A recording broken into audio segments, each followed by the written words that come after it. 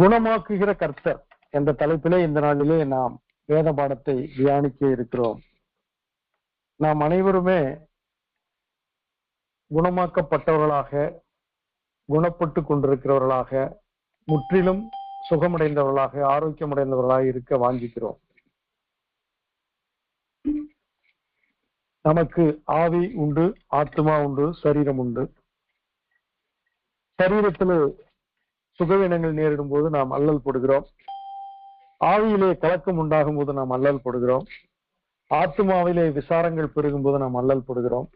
அப்பொழுது கர்த்தர் நம்மை குணமாக்கும்படி நாம் எதிர்நோக்கி இருக்கிறோம். அவர் நம்மை குணமாக்குகிற கர்த்தர். இதுவரை நம்மை நடத்தின தேவன், இதுவரை நம்மை சுகமாக்கி நடத்தின கர்த்தர் இனியும் அவ்விதமாக நடத்த வல்லவராய் இருக்கிறார். கர்த்தர் குணமாக்குகிறவர் என்பதை இந்த நாளிலே நாம் தியானிக்கிற போது அப்போஸ்தலர் நடபடிகளின் புஸ்தகம் 10ஆம் அதிகாரம் 38ஆம் வசனத்திலே விதமாய் சொல்லப்பட்டிருக்கிறது. நசரேயனாகிய இயேசுவை தேவன் பரிசுத்த ஆவியினாலும் வல்லமையினாலும் அபிஷேகம் பண்ணினார். தேவன் அவருடனே கூட இருந்தபடியினாலே அவர் நன்மை செய்கிறவராயும் பிசாசின் வல்லமையில் அகப்பட்ட யாவரையும் குணமாக்குகிறவராயும் சுற்றி திரிந்தார். இயேசு கிறிஸ்து சொன்னார், பிணியாளிக்கு வைத்தியன் தேவை, ஒரு நோயாளிக்கு மருத்துவர் தேவை, வியாதி நீக்க ஔஷதம் தேவை. கீழத்தில் பிசின் தைலம் இல்லையோ, ரண வைத்தியன் இல்லையோ என்று கர்த்தர் கேட்டிருக்கிறார். இதையெல்லாம் பார்க்கும் பொழுது நாம் எல்லாவற்றிலும் வாழ்ந்து சுகமாய் இருக்கும்படி கர்த்தர் விரும்புகிறார்.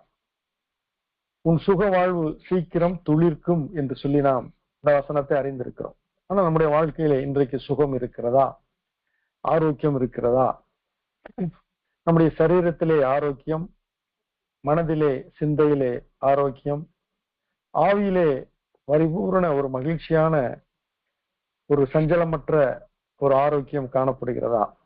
அப்படி இருந்தால் நாம் ஆண்டவரை மகிமைப்படுத்த வேண்டும், துதிக்க வேண்டும்.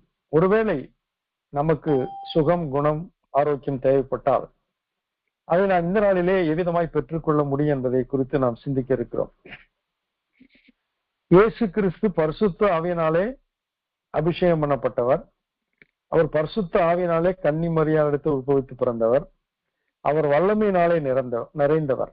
அதனால்தான் யோவான் ஸ்நானன் சொல்கிறார், எனக்கு பின் வருகிறவர் என்னிலும் மேன்மையுள்ளவர், அவர் சர்வ வல்லவர், அவர் பரிசுத்த ஆவியினாலும் அக்கினியினாலும் உங்களுக்கு ஞான ஸ்நானம் கொடுப்பார் என்று சொன்னார்.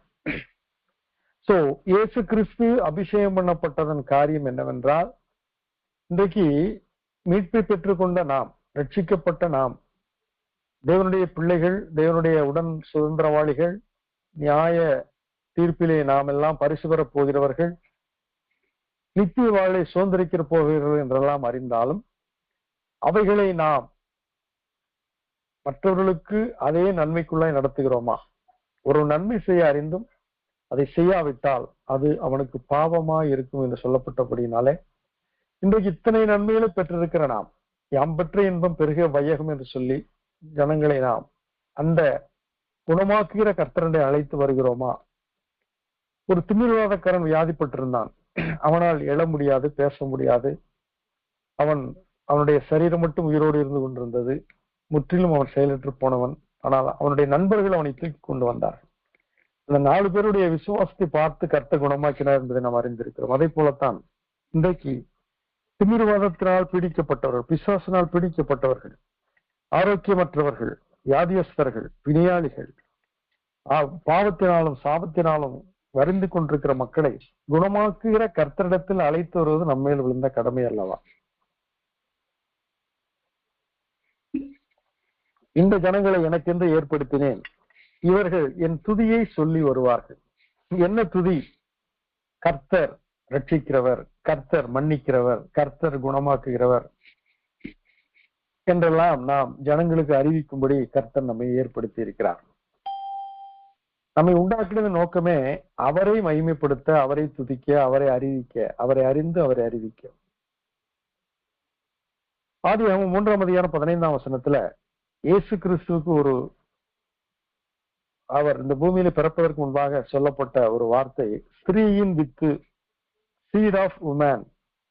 தேவனாகிய கர்த்தர் சர்ப்பத்தை நோக்கி, உனக்கும் ஸ்திரீக்கும் உன் வித்துக்கும் அவள் வித்துக்கும் பகை உண்டாக்குவேன், அவர் உன் தலையை நசுக்குவார், நீ அவர் குதிங்காலை நசுக்குவா என்றார். wounded ஹீலர் என்று இயேசுவை அழைக்கிறார். காயமடைந்த வைத்தியர், காயமடைந்து குணமாக்குகிறவர். இதைத்தான் நாம் ஏசாயா 53ஆம் அதிகாரத்திலே தெளிவாக வாசிக்கிறோம். ஏசாயா 53 2ஆம் வசனத்திலிருந்து வாசித்தோமானால், இளம் கிளையை போலவும் வறண்ட நிலத்திலிருந்து துளிர்க்கிற வேரை போலவும் அவனுக்கு முன்பாக எழும்புகிறார். அவருக்கு அழகும் இல்லை, சௌந்தரியம் இல்லை. அவரை பார்க்கும்போது நாம் அவரை விரும்பத்தக்க ரூபம் அவருக்கு இல்லாதிருந்தது. அவர் அசட்டை பண்ணப்பட்டவரும் மனுஷரால் புறக்கணிக்கப்பட்டவரும் துக்கம் நிறைந்தவரும் பாடு அனுபவித்தவருமாயிருந்தார். அவரை விட்டு நம்முடைய முகங்களை மறைத்து கொண்டோம். அவர் அசட்டை பண்ணப்பட்டிருந்தார், அவரை எண்ணாமற் போனோம். மெய்யாகவே அவர் நம்முடைய பாடுகளை ஏற்றுக்கொண்டு நம்முடைய துக்கங்களை சுமந்தார். நாமோ அவர் தேவனால் அடிபட்டு வாதிக்கப்பட்டு சிறுமிப்பட்டவர் என்று எண்ணினோம். நம்முடைய மீறுதல் நிமித்தம் அவர் காயப்பட்டு நம்முடைய அக்கிரமங்களின் நிமித்தம் அவர் நொறுக்கப்பட்டார். நமக்கு சமாதானத்தை உண்டு பண்ணும் ஆக்கினை அவர் மேல் வந்தது, அவருடைய தழும்புகளால் குணமாகிறோம். நம்ம எல்லாரும் ஆடுகளைப் போல வழிதப்பி போனோம், வழிதப்பி திரிந்து அவனவன் தன் வழியிலே போனோம். கர்த்தரோ நம்ம எல்லாருடைய அக்கிரமத்தையும் அவர் மேல் விழப்பண்ணினார். அவர் நெருக்கப்பட்டும் ஒடுக்கப்பட்டும் இருந்தார், ஆனாலும் தம்முடைய வாயை அவர் திறக்கவில்லை. அடிக்கப்படும்படி கொண்டு போகப்படுகிற ஒரு ஆட்டுக்குட்டியை போலவும் தன்னை மயிர் கத்திரிவனுக்கு முன்பாக சத்தமிராதிருக்கிற ஆட்டை போலவும் அவர் தம்முடைய வாயை திறவாதிருந்தார். இடுக்கணிலும் நியாயத்தீர்ப்பிலும் இருந்து அவர் எடுக்கப்பட்டார். அவருடைய வம்சத்தை யாரால் சொல்லி முடியும்? ஜீவனுள்ளோருடைய தேசத்திலிருந்து அறுப்புண்டு போனார்.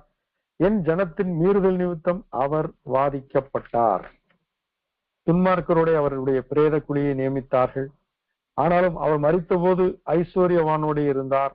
அவர் கொடுமை செய்யவில்லை, அவர் வாயில் வஞ்சனை இருந்ததும் இல்லை. கர்த்தரோ அவரை நொறுக்க சித்தமாகி அவரை பாடுகளுக்கு உட்படுத்தினார். அவருடைய ஆத்துமா தன்னை குற்ற நிவாரண பலியாக ஒப்பு கொடுக்கும் போது அவர் தமது சந்ததியை கண்டு நீடித்த நாளாய் இருப்பார். கர்த்தருக்கு சித்தமானது அவர் கையினால் வாய்க்கும். அவர் தமது ஆத்தும வருத்தத்தின் பலனை கண்டு திருப்தியாவார். என் தாசனாகிய நீதிபரர் தம்மை பற்றும் அறிவினால் அநேகரை நீதிமான்களாக்குவார். அவருடைய அக்கிரமங்களை தாமே சுமந்து கொள்வார். அவர் தம்முடைய ஆத்துமாவை மரணத்தில் ஊற்றி அக்கிரமக்காரர்கள் ஒருவராக எண்ணப்பட்டு அநேகருடைய பாவத்தை தாமே சுமந்து அக்கிரமக்காரருக்காக வேண்டிக் கொண்டது நிமித்தம் அநேகரை அவருக்கு பங்காக கொடுப்பேன். பலவான்களை அவர் தமக்கு கொள்ளையாக பங்கிட்டுக் கொள்வார். இயேசு கிறிஸ்து தாம் பிறந்து வளர்ந்த ஊராகிய நாசரேத்துக்கு வந்தபோது, பிறந்தது பெத்லகேம், அவர் வளர்ந்த நாசரேத். அந்த ஊரில் வந்தபோது அவர் கையிலே ஒரு வேத சுருள் கொடுக்கப்படுவது, வேத சுருள். அதிலே அவர் ஏசாயன் புஸ்தகத்திலே கொடுக்கப்பட்ட அந்த வேத சுருளை அவர் வாசிக்கிறார். அது என்ன சொல்லப்பட்டிருக்கிறது? கர்த்தருடைய ஆவியானவர் என்மேல் இருக்கிறார், தரித்திரருக்கு சுவிசேஷத்தை பிரசங்கிக்கும்படி என்னை அனுப்பினார் என்று சொல்லி அந்த பகுதியை அவர் வாசிக்கிறார். இன்றைக்கு திருச்சபையில வேத பாடங்கள் வாசிக்கப்படுகிறது. அதுபோல இன்றைக்கு நம்முடைய வேத பாட காரியங்களிலும் சில பகுதிகள் தெளிவாக வாசிக்கப்பட வேண்டும். அவைகள் வாசிக்கப்படும் பொழுது அது ஆசீர்வாதமா நமக்கு மாறுகிறது. கர்த்தருடைய புஸ்தகத்திலே தேடி வாசியுங்கள் என்று சொல்லப்பட்டிருக்கிறது. தேவனுடைய புஸ்தகத்துல அவன் எஸ்ரா எழுந்து நின்று அவன் வேத புத்தகத்தை திறந்து வாசித்த போல ஜனங்கள் யாவரும் எழுந்து நின்றார். இன்றைக்கு வேத வசனங்கள் நமக்கு வெளிச்சத்தை கொடுக்கின்றன, நம்மை குணமாக்குகின்றன. வாசிக்க கேட்ட இந்த பகுதியில இயேசு கிறிஸ்துவை குறித்த தீர்க்க தரிசனம் தெளிவாக சொல்லப்பட்டிருக்கிறது. சிலுவையிலே நாம் அறையப்பட்ட கிறிஸ்துவை பார்க்கிறோம். பவுல் அதைத்தான் சொன்னார், நாங்களோ சிலுவையில் அறையப்பட்ட கிறிஸ்துவை பிரசங்கிக்கிறோம், வேறொரு கிறிஸ்துவை அல்ல, சிலுவையில் அறையப்பட்ட கிறிஸ்துவை பிரசங்கிக்கிறோம். சிலுவையில் அறையப்படாத கிறிஸ்து யார்? அது இஸ்லாமியர்கள் சொல்கிறார்கள். இயேசு கிறிஸ்து ஈசா நபி அவரை சிலுவையில் அறைய முடியாது, சிலுவையில் அவர் அறையப்படவில்லை என்று மறுக்கிறார்கள், மறுதளிக்கிறார்கள். கிறிஸ்துவத்தை பொய்யராக்குகிறார்கள். காரணம், அவர்கள் கிறிஸ்து சிலுவையில் அறையப்படவில்லை என்கிறார்கள். அப்படி என்றால் கிறிஸ்து சிலுவையில் அறையப்படாவிட்டால் நமக்கு மன்னிப்பு இல்லையே, அவருடைய ரத்தம் சிந்தப்படாவிட்டால், இயேசு கிறிஸ்துவின் ரத்தம் சகல பாவங்களை நீக்கி நம்மை சுத்திகரிக்க முடியாதே. அவர் நமக்காக காயப்படாவிட்டால் அவருடைய தழும்புகளால் நாம் எப்படி குணமாக முடியும்? இங்கு நாம் வாசிக்க கேட்ட பகுதியிலே அவருடைய பாடுகள், அவருடைய காயங்கள், அவருடைய தழும்புகள் நம்மை குணமாக்குகின்றன. அவர் நம்மை குணமாக்குகின்ற கர்த்தர் என்ற காரியம் அவருடைய தழும்புகளிலே, காயங்களிலே ஆரம்பிக்கிறது. நாம் வாசிக்க கேட்டபடி, அவர் உன் தலையை நசுக்குவார், நீ அவர் குதிங்காலை நசுக்குவா என்று சொல்லப்பட்டிருக்கிறது. அப்படி என்றால் தலையை நசுக்கும் பொழுது இயேசு கிறிஸ்துவுக்கு மெல்லிய காயம் உண்டாகிறது. அது ஆழமான காயம் அல்ல, ஆனால் கொஞ்சம் அழுத்தமான காயம்தான்.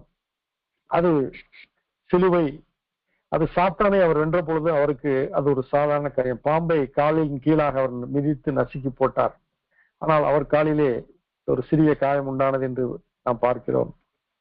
ஒரு ஈய பாத்திரத்தை, ஒரு அலுமினிய பாத்திரத்தை ஓங்கி நாம் மிதிக்கும் பொழுது அந்த பாத்திரம் நெளிந்து விடும், குலைந்து விடும், அது பயனற்று போய்விடும். அதே போல சாத்தானுடைய தலையை, அவனுடைய அதிகாரத்தை கர்த்தர் மிதித்தார் சிலுவையிலே.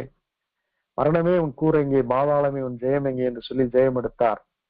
ஆனால் அவருடைய கால்களிலே, அது ஆங்கிலத்திலே சொல்லப்பட்டிருக்கிறது ப்ரூஸ் என்று சொல்லப்பட்டிருக்கிறது, சிராய்ப்பு காயங்கள், இரத்த காயங்கள் அல்லது இரத்த கட்டு, ஊமை காயம் என்று நாம் சொல்லுவோமே. அதே போல சாத்தான் பெரிய அளவிற்கு கிறிஸ்துவை அவன் காயப்படுத்த விடவில்லை. ஆனால் அதே வேளையிலே சிலுவையில நாம் பார்க்கும் பொழுது நாம் வாசிக்க கேட்ட பகுதி, நமக்காக அவர் ஏற்ற காயங்கள் அது அதிகம். காரணம், அவர் ரூபமே மாறி போயிற்று. அவருக்கு அழகில்லை, அவர் சௌந்தரியம் இல்லை. அவர் அழகானவர், அருமையானவர். அவரை போல அவருக்கு பழுதில்லாத தேவன், அவர் பரிசுத்தமான தேவன். ஆனால் இளங்கிளையை போல வறண்ட எண்ணத்தில் துளிர்க்கிற வேற போல அவர் அவனுக்கு முன்பாக எழும்பு என்று சொல்லப்பட்டு நாம் வாசிக்க கேட்டோம். அதனால் சாத்தானை அவர் வென்றார், ஆனால் அவருக்கு காயம் உண்டாயிற்று. நமக்காக அவர் சிலுவை சுமந்தார், அது அதிகமான காயம். அது அன்பினால் உண்டான காயம். அதிகாரத்தினால் உண்டான காயம் சிறியது, அது சாத்தானின் தலை நசுக்கப்பட்டது. மரணத்தை அவர் வென்றார், பாதாளத்தை வென்றார். அதற்காக அவர் சந்தித்த போராட்டத்திலே காயம் அது சிராய்ப்பை போன்றது. ஆனால் அதே வேளையிலே நம்முடைய பிள்ளைகளுக்கு அவர் சிந்தின ரத்தம், கொடுத்த ஜீவன், அவர் பட்ட அவமானங்கள், பாடுகள், உபத்திரவங்கள், இதை யாவும் மன்னிப்பை மட்டுமல்ல, நாம் மகிழ்ச்சியோடு வாழும்படியான ஆரோக்கியத்தை குணமாக்குகிற வல்லமை நமக்கு வழங்குகிறது. அதனாலே நாமும் கூட அவர் நடந்த பாதையிலே தொடர்ந்து செல்ல நாம் அழைக்கப்பட்டிருக்கிறோம். அவர் நடந்த வழியிலே நாமும் நடந்து செல்ல கர்த்தர் நம்மை அழைக்கிறார். அவர் எவ்விதமாக நடந்து போனார்? அவர் நமக்கு காலடி சோடைகளை வைத்து போயிருக்கிறார். 1 பேதுரு 2ஆம் அதிகாரம் 20 முதல் 24 வசனங்களில் விதமாய் சொல்லப்பட்டிருக்கிறது. நீங்கள் குற்றம் செய்து அடிக்கப்படும் போது பெருமையோட சகித்தால் அதனால் என்ன கீர்த்தி உண்டு? நீங்கள் நன்மை செய்து பாடுபடும் போது பொறுமையோட சகித்தால் அதுவே தேவனுக்கு முன்பாக பிரீதியாயிருக்கும். நன்மை செய்து பாடு அனுபவிப்பது ஒன்று, தீமை செய்து தண்டிக்கப்படுவது ஒன்று. நாம் நன்மை செய்து பாடு அனுபவிக்க, நன்மை செய்து பாடு அனுபவிக்கிற அந்த சிலுவையை சுமக்க கர்த்தர் நம்மை அழைக்கிறார். காரணம், நாம் குணமாக்கப்பட்டோம், மற்றவர்கள் குணமாக்கப்பட வேண்டும். அது நம் வாயிலாக அது நடைபெற வேண்டும். இதற்காக நீங்கள் அழைக்கப்பட்டும் இருக்கிறீர்கள். எதற்காக? நாம் குணமடைந்தோம், மற்றவர்களை குணமடைய செய்ய வேண்டும். அந்த 4 குஷ்டரோகிகள் சமாரியாவிலே கடுமையான பஞ்சம் வந்த போது அவர்கள் அங்கு சீரிய இராணுவத்தின் சேனைகள் விட்டு போன எல்லாவற்றையும் அவர்கள் புசித்தார்கள், சேர்த்து வைத்தார்கள். ஆனால் யோசித்தார்கள், நம்மை துரத்தின இந்த சமாரிய சமுதாயம் பட்டினியாய் கிடக்கிறதே, கோட்டைக்குள்ளாக நம்முடைய உறவினர்கள், சொந்த பந்தங்கள் எல்லாம் பட்டினியாக கொண்டிருக்கிறார்களே, இந்த காலம் மௌனமாய் இருக்கிற காலம் இல்ல. நாம் மௌனமாய் இருந்தால் குற்றம் நம்மேல் சுமரும். ஆகையினால் இந்த நற்செய்தியை நாம் அறிவிப்போம் என்று சொல்லி அது போய் சீரிய ராஜாவுக்கு, சமாரிய ராஜாவுக்கு அறிவித்தார்கள். அவன் வந்து ஜனங்களுக்கு அறிவித்தான். ஜனங்கள் எல்லாரும் அன்றைக்கு வந்து கொள்ளையிட்டு சாப்பிட்டு திருப்தியானார்கள். இன்றைக்கு ஆண்டவர் பொக்கிஷங்களை வைத்திருக்கிறார். நித்திய வாழ்வு என்ற பொக்கிஷம், மன்னிப்பு என்ற பொக்கிஷம், ஆரோக்கியம் என்ற பொக்கிஷம், இவைகளை வைத்திருக்கிறார். அதை பெற்றுக்கொண்டு நாம் பகிர்ந்தளிக்க வேண்டும். ஆண்டவர் அதைத்தான் சொன்னார், 2 அங்கி இருந்தால் ஒரு அங்கியை மற்றவனுக்கு கொடு, ஒரு வஸ்திரத்தை கொடு என்றார். அதே போல நன்மை பெற்ற நாம் அவருக்காக துன்பத்தின் பாதையிலே கடந்து செல்லும் பொழுது மற்றவர்கள் இன்பத்தை பெற்றுக் கொள்கிறார்கள். இயேசு கிறிஸ்து தேவனுக்கு சமமாய் இருப்பதை கொள்ளையாடின பொருளாக எண்ணாமல் அடிமையின் ரூபம் எடுத்து மனித சாயலானார், சிலுவின் மரண பரியந்தம் தன்னை தாழ்த்தினார். இதை போல நீங்களும் நானும் இந்த சமுதாயத்திலே உப்பாகவும் வெளிச்சமாகவும் சாட்சியாக வைக்கப்பட்டிருக்கிற நாம் உப்பாக நம்மை கரைத்து மற்றவர்களை சுவையூட்ட வேண்டும். வெளிச்சமாக எரிந்து மறைந்து விட வேண்டும். மற்றவர்கள் வெளிச்சம் பெறுவார்கள். சாட்சியாக இருந்து சாட்சியிட்டு அவருக்காக மகிமை செலுத்தும் பொழுது மற்றவர்களும் சாட்சியிடுவார்கள், சாட்சி பெறுவார்கள். அதைத்தான் நாம் இங்கு வாசிக்க கேட்டோம். நன்மை செய்து பாடுபடும்படியாக நாம் அழைக்கப்பட்டிருக்கிறோம். கிறிஸ்துவும் உங்களுக்காக பாடுபட்டு நீங்கள் தம்முடைய அடிச்சுவடுகளை தொடர்ந்து வரும்படி உங்களுக்கு மாதிரியை பின்வைத்து போனார். அவர் பாவம் செய்யவில்லை, அவருடைய வாயிலே வஞ்சனை காணப்படவும் இல்லை. அவர் வையப்படும் போது பதில் வையாமலும் பாடுபடும் போது பயமுறுத்தாமலும் நியாயமாய் தீர்ப்பு செய்கிறவருக்கு தம்மை ஒப்புவித்தார். இன்றைக்கு நாம் காயம் கட்டுகிறோமா, காயப்படுத்துகிறோமா என்பதுதான் நம்முடைய வாழ்க்கையிலே இன்றைக்கு ஆண்டவர் நமக்கு முன் வைக்கிற கேள்வி. இன்றைக்கு நாம் வைத்தியர்களாக கர்த்தர் நம்மை வைத்திருக்கிறார். நாம் ஜனங்களை குணப்படுத்த கர்த்தர் நம்மை அழைத்திருக்கிறார். நாம் குணப்படுத்தும்படி நம்ம இடத்துல என்ன இருக்கிறது? கிறிஸ்துவின் நாமம் இருக்கிறது, கர்த்தருடைய வசனம் இருக்கிறது, பரிசுத்த ஆவியானுடைய ஒத்தாசை இருக்கிறது. இவைகளை கொண்டு ஜனங்களை நாம் குணமாக்க வேண்டும். அதைத்தான் ஆண்டவர் சொல்ற, என் ஜனங்களை ஆற்றுங்கள், தேற்றுங்கள் என்று அழைக்கிறார். நாம் இன்றைக்கு வையப்படும் போது பதில் வையாமல் இருப்போமானால் அங்கு குணம் உண்டாதல் ஏற்படுகிறது.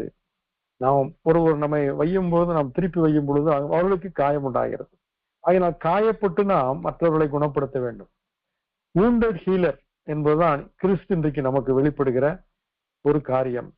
அவர் காயமடைந்து நம்மை குணமாக்குகிற வைத்தியர், பரிகாரி. இன்னைக்கு நாம கூட இந்த பூமியிலே நன்மை செய்து பாடு அனுபவித்து பிறரை குணப்படுத்த வேண்டும், குணமாக்க வேண்டும். அவர் வையப்படும் போது பதில் வையாமலும் பாடுபடும் போது பயமுறுத்தாமலும். அவர் ஏன் பயமுறுத்தாமல்? அவருக்கு சகல அதிகாரம் இருக்கிறது. வானத்திலும் பூமியிலும் எனக்கு சகல அதிகாரம் கொடுக்கப்பட்டிருக்கு சொன்ன கர்த்தர்.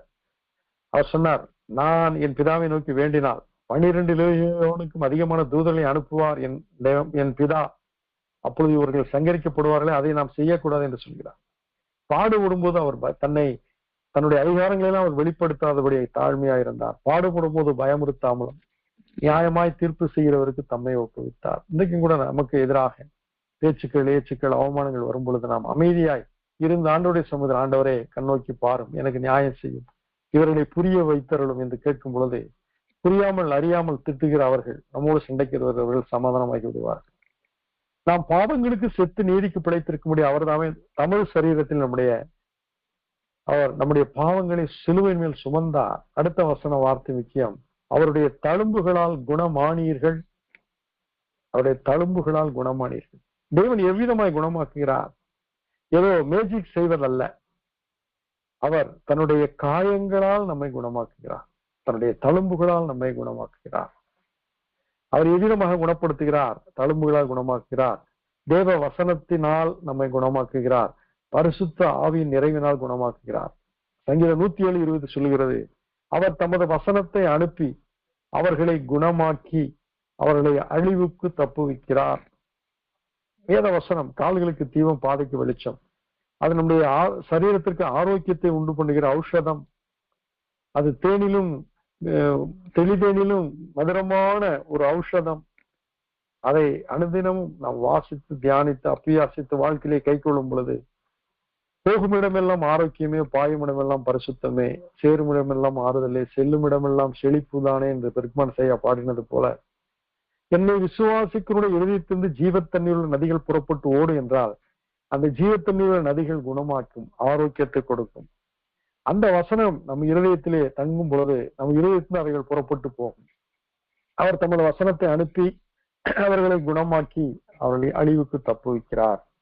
பரிசுத்த ஆவியானவர் நம்மை குணப்படுத்தி பலப்படுத்துகிறார். அப்போஸ்தலர் 1:8 என்ன வாசிக்கிறோம்? பரிசுத்த ஆவி உங்களிடத்தில் வரும்போது நீங்கள் பலனடைவீர்கள், நீங்கள் குணமடைவீர்கள், நீங்கள் ஆரோக்கியம் பெறுவீர்கள். நமக்கு தேவன் அநேக வாக்குகளை கொடுத்திருக்கிறார். நான் உங்கள் பரிகாரியாய் கர்த்தர், நான் உங்களை குணமாக்கிற கர்த்தர், நான் உங்களுக்கு ஆரோக்கியம் வர பண்ணுவேன் என்று வாக்குகளை கொடுத்திருக்கிறார். அதிலே ஆரோக்கியம் என்பது சரீரத்தில் மட்டுமல்ல, நம்முடைய ஆத்துமாவிலும் ஆரோக்கியம் இருக்க வேண்டும், நம்முடைய ஆவியிலும் ஆரோக்கியம் இருக்க வேண்டும். ஆவி பலட்சியப்படக்கூடாது, ஆவி முறிந்து போய்விடக்கூடாது, ஆவி துக்கப்படக்கூடாது, ஆவியிலே கபடு இருக்கக்கூடாது. அதுதான் ஆரோக்கியமான ஆவி. அதுபோல ஆத்துமா செழித்திருக்க வேண்டும். உன் ஆத்துமா வாழ்கிறது போல எல்லாவற்றும் வாழ்ந்து சுகமாக இருக்கும் நான் வேண்டிக் கொள்கிறேன் என்று அப்போஸ்தலனாகிய யோவான் எழுதியிருக்கிறார். ஆத்துமா செழித்திருக்க வேண்டும். அதே போல நம்முடைய சரீரம், நீங்கள் வெளியே புறப்பட்டு போய் கொழுத்த கன்றுகளைப் போல வளருவீர்கள் என்று சொல்லப்பட்டிருக்கு. ஆகையினால் இப்படிப்பட்ட இதற்குரிய வாக்குத்தத்தங்களை என்று சொல்லி பார்த்தா யோவான் 16:20 ஆண்டு சொல்கிறார். அவர் எடுத்துக்கொள்ளப்படும் காலம் வந்த பொழுது, சிலுவையில் அறையப்படும் காலம் வந்து அவர் சொல்கிறார், நீங்கள் துக்கப்படுவீர்கள், ஆனாலும் உங்கள் துக்கம் சந்தோஷமாக மாறும் என்று கர்த்தர் சொல்கிறார். நீங்கள் துக்கப்படுவீர்கள், ஆனாலும் உங்கள் துக்கம் சந்தோஷமாக மாறும். இங்கு காரியம் என்ன? துக்கம் என்பது மனதுக்கு வருகிற துக்கம், அது ஆத்மாவில் வருகிற துக்கம். அது கூட ஒரு வகையிலே குணமாக்கப்பட வேண்டும். அதைத்தான் இங்கு ஆண்டவர் சொல்கிறார். எரேமியா 30 15, 16, 17 வசனங்களிலே, உன் நொறுங்குதலினாலும் உன் வேதனையின் மிகுதியினாலும் நீ கூக்குரல் இடுவானேன்? ஏன் நீ நொறுக்கப்பட்டிருக்கிறாய்? உன் ஆத்துமா ஏன் உடைக்கப்பட்டிருக்கிறது? உனக்கு மனதிலே வேதனை ஏன் இருக்கிறது? நீ ஏன் கூக்குரல் இடுகிறாய்? திரளான உன் அக்கிரமத்து நிமித்தம், பலத்து போன உன் பாவங்களை நிமித்தம் இப்படி உனக்கு செய்தேன் என்கிறார். பாவம் செய்கிற ஆத்துமா சாகும். பாவம் செய்யும் பொழுது குற்ற உணர்வு ஆட்டி படைக்கும். அது குணமாக்கப்பட வேண்டிய காரியம்.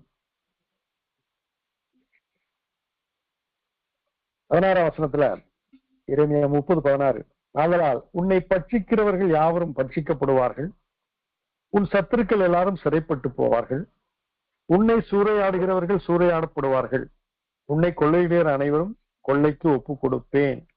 அவர்கள் உன்னை விசாரிப்பற்ற சீயோன் என்று பெயரிட்டபடியால் நான் உனக்கு ஆரோக்கியம் வர பண்ணுவேன், உன் காயங்களை ஆற்றுவேன் என்று கர்த்தர் சொல்லுகிறார். பாருங்கள், கர்த்தர் காயங்களை ஆற்றுகிறவர், ஆரோக்கியம் வர பண்ணுகிற கர்த்தர். இன்னைக்கு நம்முடைய வாழ்க்கையிலே சமாதானம் என்பது மிக அவசியம். அந்த சமாதானம் நமக்கு ஆரோக்கியத்தை கொடுக்கிறது.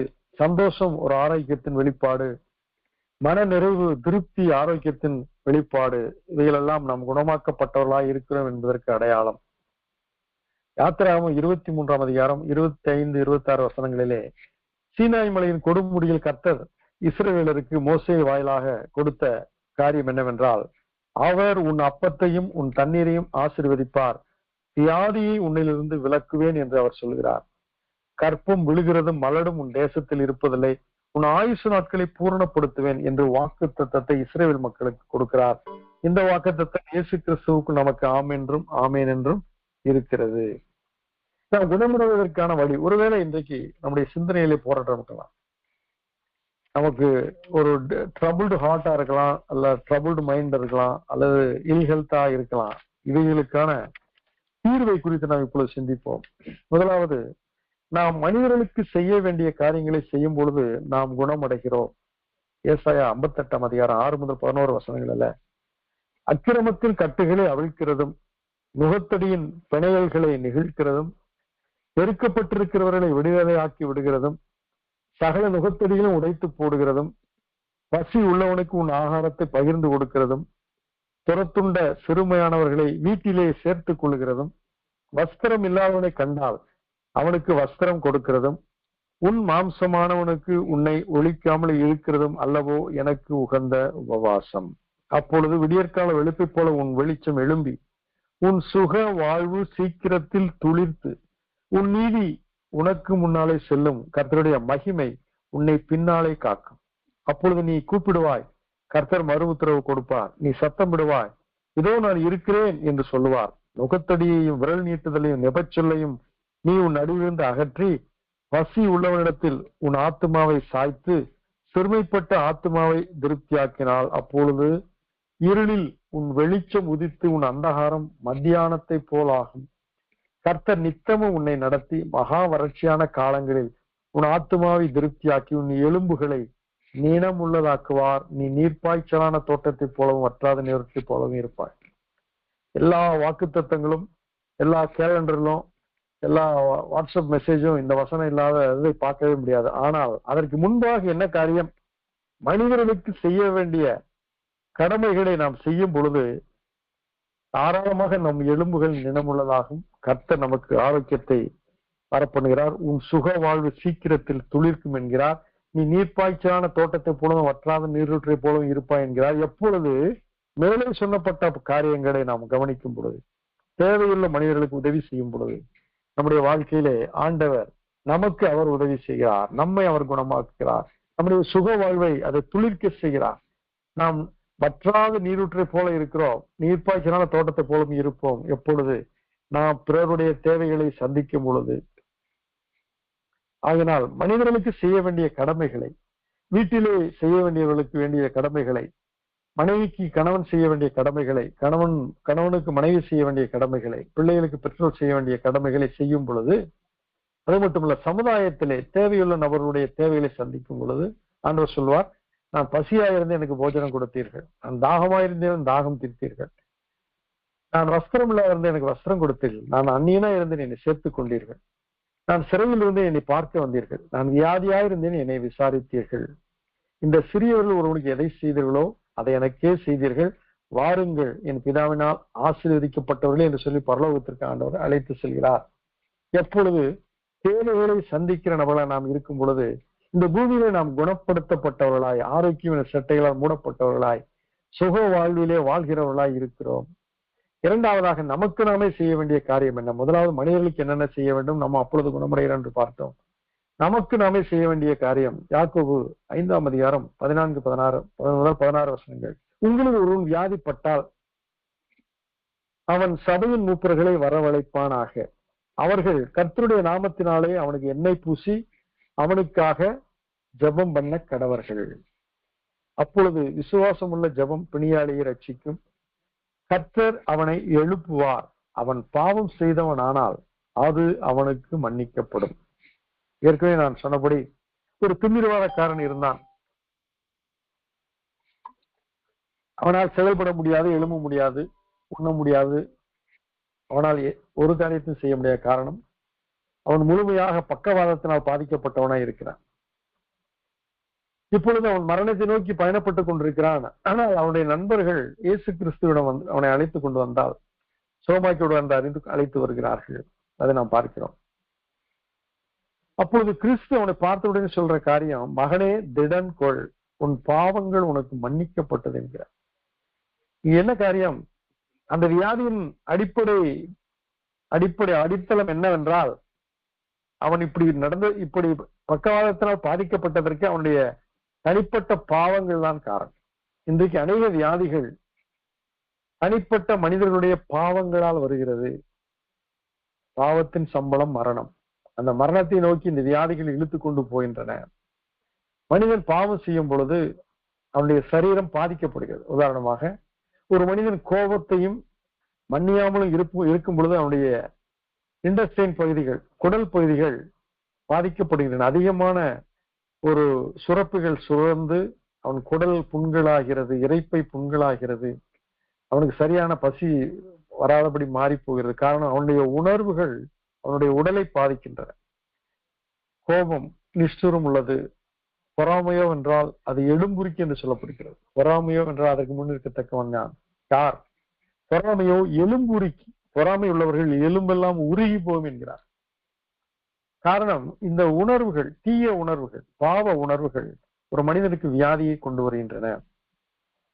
அப்போதுதான் ஆண்டவர் சொல்கிற, மகனே திடன்கொள்ள, உன் பாவங்கள் உனக்கு மன்னிக்கப்பட்டது, நீ உன் படுக்கையை எடுத்துக்கொண்டு உன் வீட்டுக்கு போ என்று அடுத்து சொல்கிறார். இங்கு குணமாக்குதல் இரண்டாவது நடைபெறுகிறது, பாவ மன்னிப்பு முதலாவது வருகிறது. பாவ மன்னிப்பு வரும் பொழுது குணமாகுதல் உடனடியாக நடைபெறுகிறது. இயேசு கிறிஸ்துவனுடைய பாவங்களை மன்னித்தார். இப்பொழுது அவன் படுக்கை எடுத்துக்கொண்டு அவர் சொன்னபடி அவன் எழுந்து புறப்பட்டு போனான் என்று பார்க்கிறோம். அதைத்தான் இந்த யாக்கோபு 5ஆம் அதிகாரம் 16ஆம் வசனத்துல கேட்கிறோம். நீங்கள் சுஸ்தமடையும்படிக்கு உங்கள் குற்றங்களை ஒருவருக்கொருவர் அறிக்கையிட்டு ஒருவருக்காக ஒருவர் ஜெபம் பண்ணுங்கள். நீதிமான் செய்யும் ஊக்கமான வேண்டுதல் மிகவும் பலன் உள்ளதா இருக்கிறது. மிகவும் பலன் என்னது தெரியுமா? ஆரோக்கியம், குணமடைதல், விடுதலை அடைதல், சுகவாழ்வை பெற்றுக் கொள்ளுதல். இவைதான் இதற்கு காரியம். நீங்கள் சொஸ்தமடைய வேண்டுமா? உங்கள் குற்றங்களை ஒருவருக்கொருவர் அறிக்கையிட்டு ஒருவருக்காக ஒருவர் ஜெபம் பண்ணுங்கள். இங்கு நம்முடைய தனிப்பட்ட வாழ்க்கையிலே கிரட்ஜஸ், வகைகள், விரோதங்கள், நாம் ஏற்கனவே வாசிக்கிறபடி கலாத்தியர் 5ஆம் அதிகாரம் 19ஆம் வசனத்திலிருந்து வாசித்தோம், 21ஆம் வசனம் வரைக்கும் மாம்சத்தின் கிரியைகள் வெளியரங்கமாக இருக்கின்றன சொல்லப்படும். அவைகள் நமக்கு வியாதியை கொண்டு வருகின்றன, அவைகள் நம்ம சரீரத்தை பாதிக்கின்றன. ஆனால் அதிலிருந்து விடுதலை பெறுவதற்கு நாம் ஆண்டவருடைய சமூகத்துக்கு வருகிறோம், ஜெபம் பண்ணுகிறோம். அது மட்டுமல்ல, விசுவாசமுள்ள ஜெபம் புண்ணியாளை ரட்சிக்கும். அப்பொழுது என்னவென்றால், மற்றவர்களுக்காய் ஜெபிக்கும் பொழுது மற்றவருடைய ஜெபம் பிணியாளியை ரட்சிக்கிறது. அதே வேளையிலே அந்த பிணியாளி தன்னுடைய பாவங்களை அறிக்கையிடும் போது அவன் குணமடைகிறான், ரட்சிக்கப்படுகிறான் என்று பார்க்க. அதனால் பிறருடைய தேவையை சந்திக்கும் பொழுது நாம் குணமடைகிறோம், நம்மை சுத்திகரிக்கும் பொழுது நாம் குணமடைகிறோம், ஆண்டவருடைய சமயத்திலே ஒப்பு கொடுக்கும் போது குணமடைகிறோம். இப்பொழுது சில 3 காரியங்களை பார்த்து நாம் நிறைவு செய்வோம். முதல் காரியம், நம்முடைய மனது, நம்முடைய ஆத்துமா, அதுதான் நம்முடைய பர்சனாலிட்டி என்று சொல்கிறோம். அது சங்கீதம் 103 வாசிக்கிறோம், முதல் 2 வசனங்கள். என் ஆத்துமாவே கர்த்தரை ஸ்தோத்திரி, என் முழு உள்ளமே அவருடைய பரிசுத்த நாமத்தை ஸ்தோத்திரி. என் ஆத்துமாவே கர்த்தரை ஸ்தோத்திரி, அவர் செய்த சகல உபகாரங்களை மறவாதே என்று சொல்லி தன் ஆத்துமாவோடு சங்கீதக்காரனாகி தாவீது பேசிக் கொள்கிறார். என் ஆத்துமா மரணத்துக்கு ஏதுவான துக்கம் கொண்டிருக்கிறது என்று சொல்லி கெத்செமனேலிலே இயேசு கிறிஸ்து சொல்கிறார். ஆகையால் ஆத்துமாவிலே துக்கம் வருகிறது, ஆத்துமாவிலே பலட்சியம் உண்டாகிறது, அந்த மனது சோர்ந்து விடுகிறது.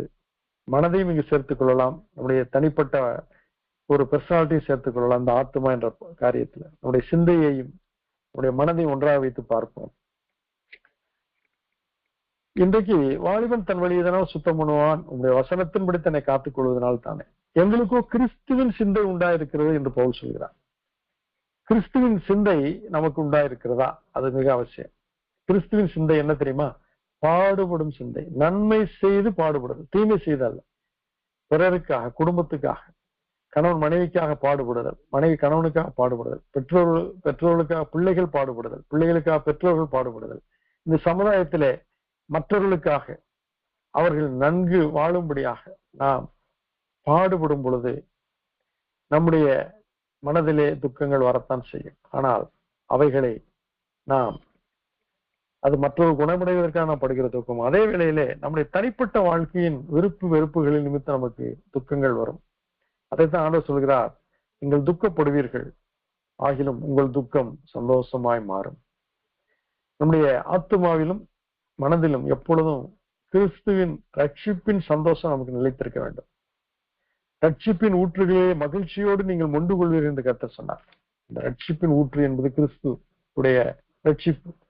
அந்த ஊற்றிலே நாம் மகிழ்ச்சியோடு மொண்டு கொள்கிறவர்களாய், தாகம் தீர்க்கப்பட்டவர்களாய், குணமடைந்தவர்களாய், ஆரோக்கியமடைந்தவர்களாய் இருக்கிறோம். அதனால் நம்முடைய சிந்தையை கிறிஸ்து இயேசுக்குள்ளாய் காத்துக் கொள்ள வேண்டும். பிலிப்பியர் 4ஆம் அதிகாரம் 8ஆம் வசனம் விதமா சொல்லி இருக்கிறது, உங்களுக்கு வாசிக்க விரும்புகிறேன்.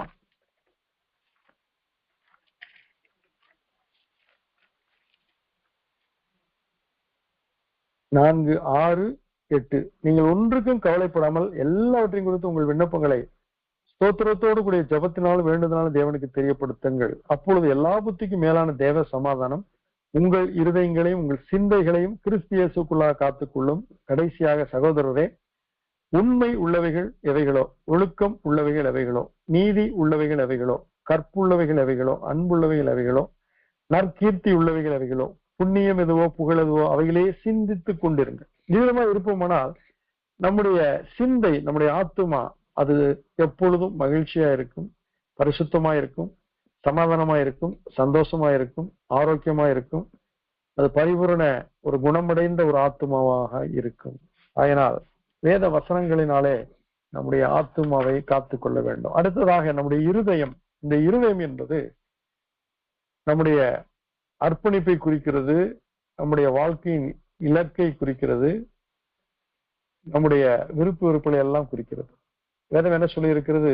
இருதயம் எல்லாவற்றை பார்க்கலும் மகா கேடுள்ளதும் திருக்குள்ளதுமாய் இருக்கிறது என்று சொல்லப்பட்டிருக்கு. தன் இருதயத்தை துப்புரவாக்கினேன் என்று சொல்லத்தக்கவன் யார்? மறைவான குற்றங்களுக்கு என்னை நீங்களாக்கும், துணிகரமான பாவங்களுக்கும் ஒரு அழியனை விலக்கி காரும் என்று சங்கீதக்காரன் ஜெபிக்கிறார். அதனால்தான் வேதம் சொல்லி இருக்கு நீதிமொழிகள்ல, மகனே உன் இருதயத்தை எனக்கு தா, இன்னைக்கு ஆண்டவர் காணிக்கைகளை அவர் முதன்மைப்படுத்தவில்லை, நம் இருதயத்தை கேட்கிறார். வாசற்படி நின்று கதவை தட்டுகிறேன், ஒருவன் என் சத்தத்தை கேட்டு கதவை திறந்தான், நான் அவனுக்குள் பிரவேசித்து அவனோடு போஜனம் பண்ணுவேன், அவனும் என்னோடு போஜனம் பண்ணுவான் என்று சொல்லி வெளிப்படுத்தின விசேஷம் 3:20 வாசிக்கிறோம். அந்த கதவு நம்முடைய இருதயத்தின் கதவு. அதை நாம் திறந்து அவருக்கு அனுமதி கொடுக்கும் பொழுது அவர் நமக்குள் உலாவே நம் தேவனாய் இருக்கிறார், நாம் அவருடைய பிள்ளைகளாய் இருக்கிறோம். ஆனால் இந்த இருதயம் கலங்கக்கூடாது. உங்கள் இருதயம் கலங்காதிருப்பதாக தேவனிடத்தில் விசுவாசமாய் இருங்கள். விசுவாசிக்கிறவன் பதறான். நம் இருதயம் சிங்கத்தின் இருதயத்தை போல ஒரு பலமுள்ள இருதயமாய் இருக்க வேண்டும். நீதிமான் துர்ச்செய்தியினால் கலங்கான் என்று சொல்லப்பட்டிருக்கிறது. இன்றைக்கு பாருங்கள், எல்லா விலையேற்றங்கள் போய்கொண்டிருக்கிறது. கேஸ் சிலிண்டர் கிடைப்பது அரிது என்கிறார்கள். இன்னொரு லாக்டவுன் வரும் என்கிறார்கள். எது எப்படி எத்தனையோ செய்திகள் வரலாம். யுத்தங்கள் வந்து கொண்டிருக்கிறது என்று நாம் பார்க்கிறோம். வியாதிகள், என்ன வியாதிகள் என்றே கண்டுபிடிக்காத அளவுக்கு வியாதிகள் வருகிறது. ஆனால் எந்த செய்தி வந்தாலும், எந்த துர்ச்செய்தி வந்தாலும், நீதிமான் அவன் சிங்கத்தை போல தைரியமாயிருப்பான். விசுவாசிக்கிறவர்கள் உலகத்தை ஜெயிப்பார்கள். நம்முடைய இருதயம் கலங்காதிருக்கும். நம்முடைய இருதயத்திலே வேத வசனங்களை வைக்க வேண்டும். நம்முடைய இருதயம் கர்த்தருக்கு கொடுக்கப்பட்டதா இருக்கு. நம்முடைய இருதயத்திலே அன்பு கூறணும். அதைத்தான் வேதம் என்ன சொல்லிக்கிறது? உன் முழு மனதோடும், முழு ஆத்மாவோடும், முழு பலத்தோடும், முழு இருதயத்தோடும் தேவனிடத்தில் அன்பு கூறுவாயாக என்று சொல்லப்பட்டிருக்கிறது. அதுக்கிடத்திற்காக நம்முடைய சரீரம், இது நம்முடைய சரீரம் என்பது சரியா இருந்தால்தான் நம்முடைய ஆவிக்குரிய வாழ்க்கை மகிழ்ச்சியா இருக்கும். இல்லை என்றால் நாம் சரீரத்திலே வியாதிப்பட்டவர்களாக, பலவீனமுடையவர்களாக இருப்போமானால் அதை என்ன செய்வது? இது நல்ல கேள்வி. வேதம் என்ன சொல்லி இருக்கிறது? உங்கள் சரீரத்தினாலும் தேவனை மகிமைப்படுத்துங்கள். உங்கள் ஆத்மாவினாலும் உங்கள் சரீரத்தினாலும் தேவனை மகிமைப்படுத்துங்கள். நீங்கள் உங்களுடையவர்கள் அல்ல. நீங்கள் பொன்னினால் மீட்கப்படாதபடிக்கு இயேசு கிறிஸ்துவின் விலையேறப்பட்ட ரத்தத்தினால் மீட்கப்பட்டவர்கள். உங்கள் சரீரம் தேவனுடைய ஆலயமாய் இருக்கிறது. ஆகினால் இந்த சரீரத்தை நீங்கள் பராமரிக்க வேண்டும், பாதுகாக்க வேண்டும். முதன்மையாக இந்த சரீரத்திற்கு பகலிலே வேலை என்றால் இரவிலே அது சரியான அளவு தூங்க வேண்டும். என்ன சொல்கிறார்கள்? 7 மணி நேரம் கட்டாயம் அனைவரும் தூங்கி இளைப்பாற வேண்டும் என்று சொல்கிறார்கள். அதிலும் குறிப்பாக பிறந்த குழந்தைகள், சிறு குழந்தைகள் எல்லாம் 8 மணி நேரம் 9 மணி நேரம் கூட தூங்க வேண்டி வரும். இரவிலே சரியான தூக்கத்தை நாம் வைத்திருக்கும் பொழுது நம்முடைய சரீரம் இளைப்பாறும். ஆண்டவர் அவிதமான தூக்கத்தை நாடுகிறவர்களுக்கு நல்ல சொப்பனங்களை தருவார். தொல்லையின் திரட்சியினால் சொப்பனங்கள் பிறக்கும் என்று சொல்லப்பட்டிருக்கு. இந்த தொல்லையின் திரட்சியினால் வருகிற சொப்பனங்கள் நமக்கு ஆரோக்கியத்தை அதை இழக்க செய்யும். இரவிலே நாம் திகிலோடும் பயத்தோடும் விழித்துக் கொள்ள வேண்டிய நிலைக்கு தள்ளப்படுவோம். அதனால் தூக்க நேரங்களை நாம் சரியா வைத்துக் கொள்வோம். சகலமும் ஒழுங்கும் கிரமமாக செய்யப்பட கிடவது என்று வேதத்தில் வாசிக்கிறோம். அதனால் தூங்குகிற நேரத்தை நாம் சரியாக குறித்த நேரத்தில் தூங்கி பின் தூங்கி முன் எழ வேண்டும் என்று சொல்லப்பட்டிருக்கிறது. இன்னும் சொல்ல போனால் அதிகாலமே இருட்டோடு எழ வேண்டும் என்றால் 3 முதல் 4 மணிக்குள் நாம் எழுந்து கர்த்தரை தேடி நம்முடைய காலைக்கடன்களை முடித்து கர்த்தரை தேடி காரியங்களை செய்வோமானால் அந்த நாள் முழுவதும் ஒரு சமாதானமாய், சௌகரியமாய், ஆரோக்கியமா நாம் பயணத்தை செய்ய முடியும். இரண்டாவதாக, ஆகாரம் புசிப்பது நம்முடைய சரீரத்தை பேணுகிற காரியம். ஒரு சுவருக்கு வண்ணம் பூசி 5 வருடங்களுக்கு ஒரு முறை வண்ணம் பூசி அந்த சுவரை பலப்படுத்த வேண்டும். அதே போல நம்முடைய சரீரத்தை பலப்படுத்துவதற்கு கர்த்தர் ஆகாரத்தை கொடுத்திருக்கிறார். ஏதேன் தோட்டத்திலே ஆகாரத்தை குறித்து அவர் பேசியிருக்கிறார். சகல விருட்சத்தின் கனியை நீ புசிக்கலாம், ஆனால் நன்மை தீமை அறியத்தக்க விருட்சத்தின் கனியை புசிக்க வேண்டாம், அதை புசித்தால் சாகவே சாவ என்றார். அது மட்டுமல்ல, நாம் உபாகமத்திலே வாசிக்கும் பொழுது நீங்கள் புசிக்கத்தக்க விலங்குகள் யாவை, புசிக்கத்தகாதவை யாவை என்றெல்லாம் பட்டியல் கொடுக்கப்பட்டிருக்கிறது. நமக்கு அதிகமாக புரதச்சத்து தேவை. அது என்னவென்றால் அது புரோட்டீன் என்கிற ஆங்கிலத்தில். அந்த புரதச்சத்து நம்முடைய தசைகளுக்கு வலிமை ஊட்டுகிறது. சுண்ணாம்பு சத்து, கால்சியம் என்பது எலும்புகளுக்கு அது வலிமை ஊட்டுகிறது. விட்டமின்ஸ், அது உயிர் சத்துக்கள் என்பவை உயிருக்கு அவைகள்தான் உரமாக இருக்கின்றன. உயிர் சத்துக்கள் காய்கறிகளிலும் பழங்களிலும் காணப்படுகின்றன. அவைகளை நாம் புசிக்க வேண்டும், பெற்றுக்கொள்ள வேண்டும். அந்தந்த காலங்களிலே கனிகளை கர்த்தர் கொடுக்கிறார். அதனால காரியங்கள் நேர்த்தியை செய்கிறவர். காலங்களுக்கேற்ற கனிகளை கொடுக்கும்போது அவைகளை நாம் வாங்கி உண்ண வேண்டும். வாயை கட்டி வயிற்றை கட்டி சேமித்து நாம் நோய்வாய்ப்பட்டு வைத்தியருக்கு கொடுக்கக்கூடாது. அதைத்தான் சொல்வார்கள், வைத்தியருக்கு கொடுப்பதை விட வணிகனுக்கு கொடுத்து விடலாம் என்பார். விலை அதிகம் என்று விசாரித்தால் எதையுமே வாங்க முடியாது. கொக்கோல் என்ற ஒரு அருமையான ஒரு முட்டைக்கோஸ் இனத்தை சேர்ந்த காலிஃபிளவரை சேர்ந்த ஒரு பொருள் இருக்கு, அதை வாங்கி புசிப்பது நல்லது என்கிறார். இப்படியாக நம்முடைய சரீரத்தை எவ்விதமாக ஆரோக்கியமாக வைத்திருக்க வேண்டும் என்ற அறிவை நாம் பெற்றுக்கொள்ள வேண்டும். மருத்துவர்களிடத்திலும் டயட்டீஷியனிடத்திலும் அவைகளை நாம் கேட்டு பெற்றுக்கொள்ளலாம். இன்னும் மீடியாக்களிலே அவைகளை குறித்து அதிகமான விழிப்புணர்வு வருகிறது. அதனால் நம்முடைய சரீரத்தை பேண பழக வேண்டும். உன் சரீரத்தை பரிசுத்தமாக ஆண்டு கொள்ள அறி என்று பவுல் தீமோத்தேயுக்கு எழுதியிருக்கிறார். சரீரத்தை பரிசுத்தமாக ஆண்டு கொள்வது அறிவதை போல ஆரோக்கியமாகவும் வைத்திருக்க அறிய வேண்டும். வேற அதைத்தான் நீதிமொழிகள் 32 சொல்லி இருக்கிறது, அவள் அதிகாலமே இருட்டோடு எழுந்து தன் வீட்டாருக்கு படி அளக்கிறாள் என்று சொல்லப்பட்டிருக்கு. படி அளக்கிறார் என்றால் யாரும் அவர்கள் பசியால் இருக்க போவது இல்லை என்ற அர்த்தம். நீதிமானை தேவன் பசியினால் வருந்த விடார். ஆண்டவர் சொல்கிறார், உன் அப்பத்தையும் தண்ணீரையும் ஆசீர்வதிப்பேன். மகா வறட்சியான காலத்திலும் உசிதமான கோதுமையினாலும் தேனினாலும் உன்னை திருப்தியாக்குவேன் என்று சொல்கிறார். அப்படி என்றால் எதற்கு இவைகளெல்லாம்? திருப்தியான உணவை சாப்பிடுவது நம்முடைய சரீரத்தை ஆரோக்கியமாக வைத்துக் கொள்ள வேண்டிய காரியம். இறுதியாக ஒரு காரியத்தை சொல்லி நான் நிறைவு செய்கிறேன். எரேமியா 30ஆம் அதிகாரம் 18 முதல் 20 வசனங்கள்ல நாம் இவ்விதமாக நம்முடைய மனதை, நம்முடைய இருதயத்தை, நம்முடைய சரீரத்தை ஆரோக்கியமாக வைத்துக் கொள்ளும் பொழுது கர்த்தர் அதிலே வருகிற பிரச்சனைகளை அவரிடத்திலே கொண்டு செய்யும் பொழுது அவர் நம்மை குணமாக்குகிறார். நாமும் அந்த குணமாக இருக்கிறதிலே நம்முடைய காரியங்களை நமக்கு பங்கு உண்டு.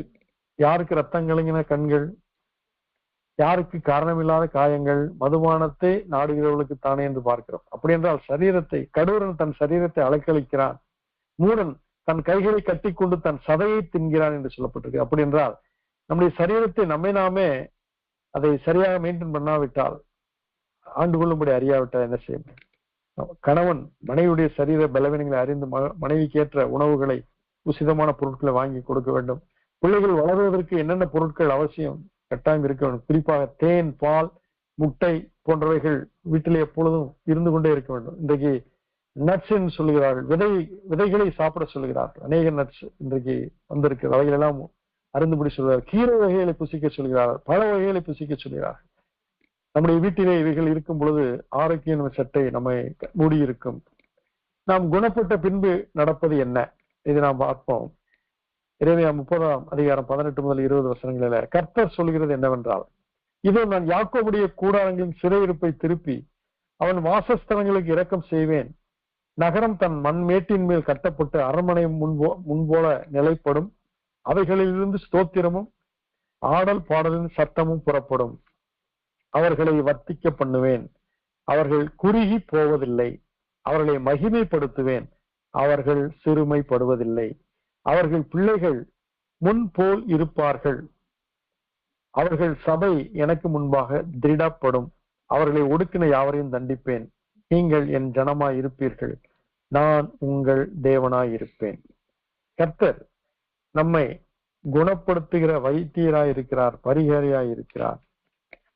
அதைத்தான் நாம் ஏற்கனவே பார்த்தோம். கர்த்தர் நம்மை எவ்விதமாக குணமாக்குகிறார் என்று சொல்லி, அவர் நம்மை குணமாக்கின பின்பு நாம் கர்த்தருடைய மகிமையாய் இருக்கிறோம், நாம் சிறுமைப்படாததா இருக்கிறோம். அங்கு ஸ்தோத்திரமும் ஆடல் பாடலின் சத்தமும் புறப்படுகிற ஒரு மகிழ்ச்சியான ஒரு சூழ்நிலை. அந்த சபை தேவனுக்கு முன்பாக திடப்பட்டு நிற்கும். அது அலசதிப்படுகிற சபையாயிராதபடிக்கு கண்மலை மேல் கட்டப்பட்ட வீட்டிற்கு ஒப்பான ஒரு சபையாக அந்த சபை, அந்த வீடு, அந்த குடும்பம், அந்த நபர் இருப்பார்கள். இதைத்தான் பார்க்கிறோம். அதே போல மல்கியா 4ஆம் அதிகாரம் 2ஆம் வசனத்துல, ஆனாலும் என் நாமத்துக்கு பயந்திருக்கிற உங்கள் மேல் நீதியின் சூரியன் உதிக்கும், அதன் செட்டைகளின் கீழ் ஆரோக்கியம் இருக்கும். நீங்கள் வெளியே புறப்பட்டு போய் கொழுத்த கன்றுகளை போல வளருவீர்கள் என்று சொல்கிறார். அவருடைய நாமத்துக்கு பயந்திருக்கிறவர்கள் நீதியின் சூரியன் உதிக்கும், அதன் செட்டைகளின் கீழே ஆரோக்கியம் இருக்கும். பாருங்கள், ஆண்டவருடைய அந்த வெளிச்சம் நம்மேல் வரும் பொழுது அதிலே ஆரோக்கியம் காணப்படுகிறது. நாம் வெளியே புறப்பட்டு போகும்போது கொழுத்த கன்றுகளை போல நாம் வளருவோம் என்று சொல்லப்பட்டிருக்கிறது. செங்கடலை கடந்து இஸ்ரேல் மக்கள் மீண்டு வெளியே வந்த உடனே அவர்கள் தொடர்ந்து பயணம் செய்யும் போது மாரா என்ற இடத்துக்கு வருகிறார்கள். அந்த மாராவிலே அவர்கள் வருக நினைத்த தண்ணீர் மகா கசப்பா இருக்கிறது, வாயில் வைக்க முடியாத தண்ணீர். இப்போது கர்த்தர் ஒரு கொப்பை அவர் மோசைக்கு காண்பிக்கிறார். அவன் வெட்டி அதை போட்ட உடனே அந்த தண்ணீர் தித்திப்பாயிற்று என்று சொல்லப்பட்டிருக்கு. அப்பொழுதுதான் கர்த்தர் சொல்கிறார், நீ உன் தேவனாகிய கர்த்தரின் சத்தத்தை கவனமாய் கேட்டு அவர் பார்வைக்கு செம்மையானவைகளை செய்து அவர் கட்டளைகளுக்கு செவி கொடுத்து அவருடைய நியமங்கள் யாவையும் கை கொண்டால் நான் எகிப்தியருக்கு வரப்பண்ணின வியாதிகளில் ஒன்றையும் உனக்கு வர பண்ணேன். நானே உன் பரிகாரியாகிய கர்த்தர் என்றார். பாருங்க, நமக்கு பிசிசியன் யார்? நம்முடைய பிசிசியன், நம்முடைய மருத்துவர் இயேசு கிறிஸ்து. அவருடைய தழும்புகள் நம்மை குணமாக்குகிறது. அவர் சொல்லுகிறார், எகிப்தியருக்கு வரப்பண்ணின வியாதிகளில் ஒன்றையும் உனக்கு வரப்பண்ணேன். 10 வாதையை குறித்து நாம் அறிந்திருக்கிறோம். அது உங்களுக்கு வராது. காரணம், அங்கு ஆட்டுக்குட்டியின் ரத்தம் வைக்கப்பட்டிருக்கிறது. இப்பொழுது சொல்கிறார், நீங்க அங்கிருந்து வந்து விட்டீர்கள். அடுத்து நீங்கள் செய்ய வேண்டிய காரியம், என் சத்தத்தை கேட்டு என் சித்தத்தை செய்யுங்கள், என் பார்வைக்கு செம்மையானவைகளை செய்யுங்கள், என் கட்டளைகளுக்கு செவி கொடுங்கள், என் நியமங்களெல்லாம் நீங்கள் கை கொள்ளுங்கள். அப்பொழுது நான் உங்களுக்கு ஆரோக்கியம் வர பண்ணுவேன். நானே உன் பரிகாரியாகிய கர்த்தர் என்றார். இன்றைக்கு சின்ன சின்ன காரியங்களுக்கு கூட நாம் மருத்துவரிடத்தில் அவசரப்பட்டு ஓட அவசியம் இல்லை. ஜெபம் பண்ணும் பொழுது கர்த்தர் உடனடியாக பதில் கொடுக்கிறார். மருத்துவரிடத்திலே போவது தவறில்லை. ஏனென்றால் கர்த்தராக இயேசுவை சொல்லி இருக்கிறார், பிணியாளிக்கு வைத்தியன் தேவை என்று அவரை சொல்லி இருக்கிறார். அதனால் மருத்துவரிடத்தில் போவது தவறல்ல, மருந்து எடுப்பதும் தவறல்ல. இந்த மருந்துகள் எல்லாம் தேவனால் உண்டாக்கப்பட்ட தாவரங்களிலிருந்தும் மற்ற பொருட்களிலிருந்தும் உருவாக்கப்படுகின்றன. மீன் எண்ணெய் என்பது மீனிலிருந்து அது எடுக்கப்படுகிற எண்ணெய். அது விட்டமின் ஏ மற்றும் இருதயத்தை அது பலப்படுத்துகிற எண்ணெயா இருக்கிறது. இவைகளெல்லாம் இயற்கையான தேவனுடைய படைப்பிலிருந்து பெறப்படுகிறது. அவைகளை நாம் புசிப்பது குற்றம் அல்ல. சிலர் மருந்து எடுப்பது தவறு என்று பிரசங்கிக்கிறார்கள். அது தவறான கள்ள உபதேசம். அதை கேட்பதற்கு அவசியம் இல்லை. காரணம், நன்மையான எந்த ஈவும் பூர்ணமான எந்த வரமும் ஜோதிகளின் பிதாவினிடத்திலிருந்து வருகிறது. குணமாக்குகிற மருந்துகள், குணமாக்குகிற மருத்துவ சிகிச்சைகள், ரண வைத்தியர்கள், இவர்கள் யாவரும் தேவனாலே படைக்கப்பட்டவர்கள். தேவனுடைய சந்ததி, தேவனுடைய பிள்ளைகள் ஆரோக்கியமாய் சுகமாய் வாழும்படி மருத்துவமனைகள், மருந்தகங்கள் உருவாக்கப்பட்டிருக்கின்றன. அவைகள் தேவனால் கொடுக்கப்பட்டிருக்கின்றன. அதே வேளையிலே முழுமையாக எப்பொழுது பார்த்தால் நான் மருந்தை கொண்டு வாழ்ந்து விடுவேன், மருத்துவரை கொண்டு வாழ்ந்து விடுவேன் என்றால் அங்குதான் பிரச்சனை. எல்லாவற்றுக்கும் மேலாக முதன்மையாக கர்த்தரை கொள்ள வேண்டும். ஏனென்றால் அவரே நம் பரிகாரி, அவரே நம்முடைய வைத்தியர். சங்கீதம் 103 3 முதல் 5 வசனங்களை விதமாய் சொல்லி இருக்கிறது. அவர் உன் அக்கிரமங்களை எல்லாம் மன்னித்து உன் நோய்களை எல்லாம் குணமாக்கி உன் பிராணனை அழிவுக்கு விலக்கி மீட்டு உன்னை கிருபையினாலும் இரக்கங்களினாலும் முடிசூட்டி நன்மையினால் உன் வாயை திருப்தியாக்குகிறார். கழுகுக்கு சமானமாய் உன் வயது திரும்ப வாழ வயது போல் ஆகிறது. தேவனாய் கர்த்தர் நம் பரிகாரி என்பதற்கான ஒரு ஆதாரமான வசனம் இது. அவர் நம்முடைய அக்கிரமங்களை மன்னிக்கிறார், நோய்களை எல்லாம் குணமாக்குகிறார். மட்டுமல்ல, பிராணனை அழிவுக்கு விலக்குகிறார், மீட்டுக் கொள்கிறார். மட்டுமல்ல, அதோடு நிறுத்தவில்லை, கிருபையினாலும் இரக்கங்களினாலும் முடிசூட்டுகிறார். அரியணையிலே அமர வைத்து முடிசூட்டி அத்தோடு நிறுத்தவில்லை, நன்மையினால் உன் வாயை திருப்தியாக்குகிறார். கழுகுக்கு சமானமாய் உன் வயது திரும்ப வாழ வயது போலாகிறது. உன் ஆயுசு நாட்களை பூரணப்படுத்தும் என்று சொன்ன கர்த்தர், நீடித்த ஆயுசு நாட்களால் உன்னை திருப்தியாக்கும் என்று சொன்ன கர்த்தர். ஆண்டவர் இந்த பூமியில வாழ்கிற காலங்களில் நமக்கு அவர் பலனாய் இருக்கிறார். பவுலுக்கு ஒரு பலவீனம் வந்தது. அவர் என்ன சொல்கிறார், அந்த பலவீனம் நீங்கும்படி நான் 4 முறை வேண்டினேன். அப்பொழுது கர்த்தர் சொன்னார், இது நீ உன்னை உயர்த்தாதபடிக்கு சாத்தான் கொட்டும் தூதனாய் இருக்கிறது. உன் பலவீனத்தில் என் பலன் பூரணமாய் விளங்கும் என்கிறார். அதனால்தான் பவுல் சொல்கிறார், நான் என் பலவீனங்களை குறித்து மேன்மை பாராட்டுவேன். காரணம், என் பலவீனங்களில் தேவனுடைய பலன் விளங்குகிறது. நாம் சில வேளை பலவீனப்பட்டால் ஆண்டவர் எனக்கு பலவீனமே வரக்கூடாது, வலியே வரக்கூடாதுன்னு யோசிக்கிறோம். பவுல் சொல்கிறார், என் பலவீனங்களில், என் வலிகளில், என் வேதனைகளில், என்னுடைய இயலாமையில், என்னுடைய சரீர உபாதைகளில் கர்த்தர் என் பலனாய் இருக்கிறார், அவரின் பரிகாரியாய் இருக்கிறார் என்று சொல்லி அவர் எவ்விதமாக ஆண்டவரை அங்கு காண்கிறார் என்று பார்க்கிறோம். வெயிலிலே போனால் வேர்க்கிறது, தூங்காமல் இருந்தால் தூக்கம் மயக்கம் நம்மை சூழ்கிறது, சாப்பிடாமல் இருந்தால் பசிக்கிறது. இவைகளெல்லாம் நடக்க வேண்டிய காரியங்கள். அதே போல சில நேரங்களிலே நாம் இந்த பூமியில வாழ்கிற போது உபத்திரவங்கள் இருக்குது. ஆண்டவர் சொன்னார், உலகத்தில் உங்களுக்கு உபத்திரவங்கள் உண்டு, ஆனாலும் திடன் கொள்ளுங்கள், நான் உலகத்தை ஜெயித்தேன் என்றார். ஆகினால் நம்முடைய சரீரத்தினாலும் ஆவியினாலும் ஆத்மாவினாலும் கர்த்தரை மகிமைப்படுத்தும்படி குணமாக்கிற கர்த்தரை அண்டிக் கொண்டு நாம் தேவனுடைய சமூகத்திலே எப்பொழுதும் காணப்படுவோம். ஆரோக்கியம் என்னும் செட்டை நம்மை எப்பொழுதும் சூழ்ந்திருக்கும். தேவனுடைய சமாதானம் தொடர்ந்து நம்மை காப்பதாக. இத்துடன் வேத பாடம் நிறைவுற்றது.